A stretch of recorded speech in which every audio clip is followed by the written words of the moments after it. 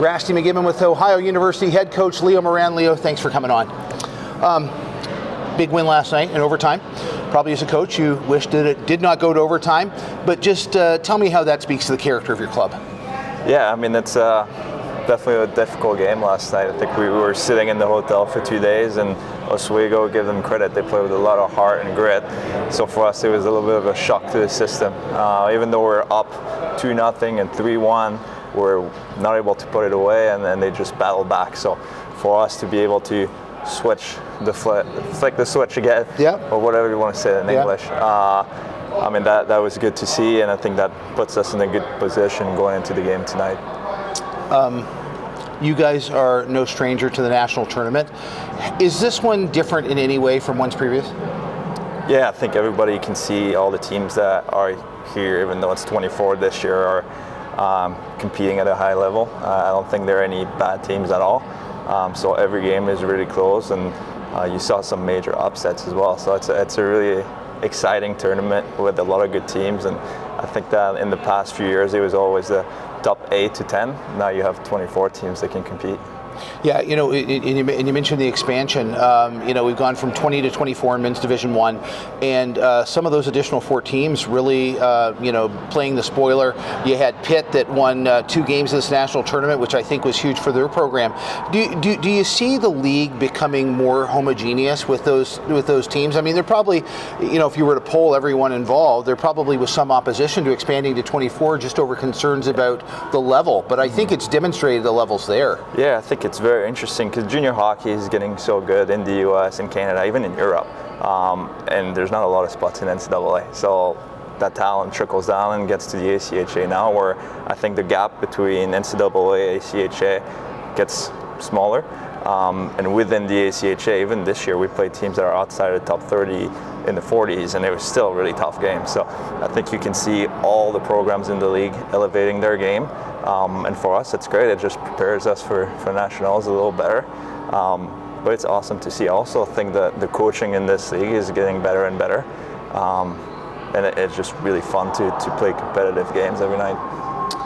Tell me a little bit about the Bobcat culture.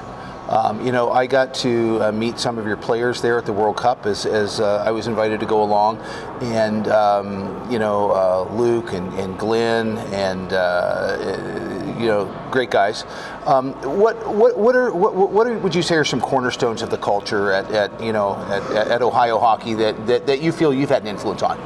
Well, when I took over, we started this philosophy of being built on the bricks of Athens. So us, the brick is brave, relentless, intense, confident, and the K is a secret letter only for the guys in the locker room. Yeah. But I think that we try to recruit kids that can battle adversity, who have a positive outlook on life. No matter what happens, we want to be upbeat, we want to be positive, we want to enjoy the experience that we're going through.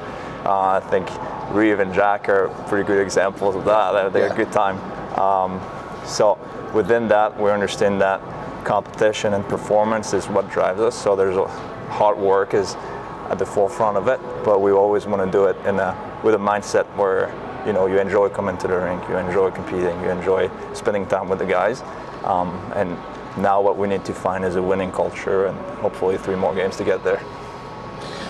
When do you ever take a minute when you're not, you know, getting ready to prepare for a huge game, and just, are you ever in amazement that the vehicle hockey is, you know, for young men being able to, you know, go to university that may not have gone to college or university otherwise, you know, for guys to have an opportunity to coach like yourself? I think hockey's an incredible vehicle, but I'd be interested to hear your thoughts. Yeah, I think Athens is very special for that, and we witnessed that this year. We sold out every single game at home. Wow. Mostly community and families, and we have, you know, 100 kids show up to the game at night, and then we saw we were really involved with our youth hockey programs. We get the guys on the ice, and the numbers just keep growing year and year. And I think that to put student athletes in a situation to be leaders in their community is very good for their development, as well as just the kids getting that play time with them. And hopefully we can inspire more people to play hockey, because that's what I've grown. Like I've grown playing hockey. And I feel like the values that the sports represents are transferable to life, and create good people. Excellent. Well, hey, merci beaucoup et bonne chance. Oh, we'll see. This is Lio Mauron, Ohio University men's Division I coach as they take on Minot State this evening.